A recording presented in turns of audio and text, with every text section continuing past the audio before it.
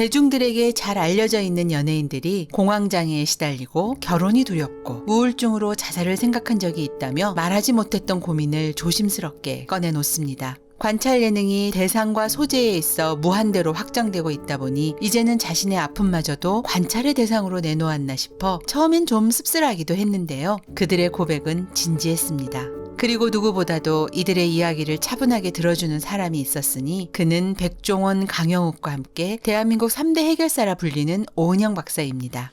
오은영의 금쪽 상담소, 육아관찰 예능의 새 지평을 열었다고 평가받고 있는 금쪽 같은 내 새끼, 맞춤형 가족관계 상담 프로그램이었던 요즘 가족 금쪽 수업을 잇는 또 하나의 금쪽 프로그램이죠. 오은영 박사가 갖고 있는 가장 큰 장점은 공감력입니다. 무엇이 잘못되었는지 따지기보다는 고민을 털어놓는 사람을 먼저 보듬어 줍니다. 그러셨군요. 그럴 수도 있지요. 라고 말입니다.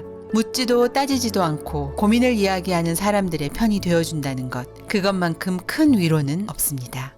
오은영 박사가 육아 상담에서 남다른 존재감을 가질 수 있었던 것은 부모와 아이들 모두의 입장을 이해해 주었기 때문인데요. 아이도 세상이 처음이지만 부모도 처음이긴 마찬가지거든요. 나름대로 최선을 다했지만 정답이 없는 길을 걸어가는 우리들은 의도한 것과 달리 부딪히고 상처받을 수밖에 없습니다. 문제 있는 아이는 없듯이 어른들도 마찬가지입니다. 누군들 문제 있는 삶을 살고 싶었겠습니까? 다만 세상과 어떻게 소통하는지 그 방법을 알지 못하기 때문에 답답하고 헤매는 것이죠.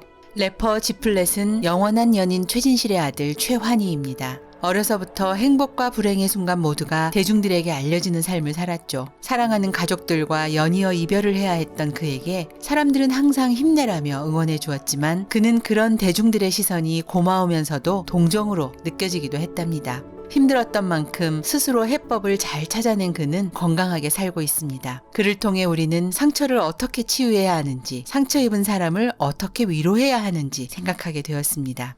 배우 송선미는 사고로 남편이 세상을 떠난 후 커가는 아이에게 아버지의 부재와 사건에 얽힌 이야기들을 어떻게 이해시켜야 할지 고민스러웠다고 합니다. 마음만 먹으면 인터넷을 통해 사건 관련 기사를 검색할 수 있고 심지어 소문이 얹혀진 과장되고 왜곡된 이야기들도 발견할 수 있는데요. 이런 세상의 무심함은 당사자뿐만 아니라 아이에게도 또 다른 상처가 되었을 것입니다. 사고로 사랑하는 사람이 떠났을 때 우리는 그 사람을 어떻게 애도해야 하는지, 아이들에게는 어떻게 이해시켜야 하는지 고민했던 시간이었습니다.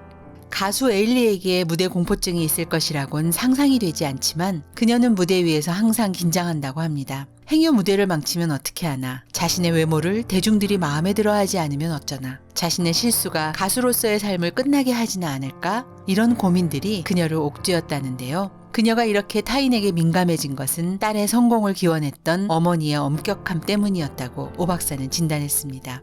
에일리가 엄마에게 가장 듣고 싶었던 말이 잘했다 였다니 칭찬의 힘이 얼마나 중요한지 다시 한번 느낄 수 있더라고요. 이유 없는 아픔은 없습니다. 다만 그 이유가 무엇인지 알지 못하기 때문에 우리는 힘들고 지치는 것이죠. 이유를 찾아낼 때까지 시간이 필요하겠지만 항상 잊지 말아야 할 것은 스스로에 대한 위로의 말입니다. 잘하고 있다고, 여전히 금쪽 같은 존재라고 말입니다.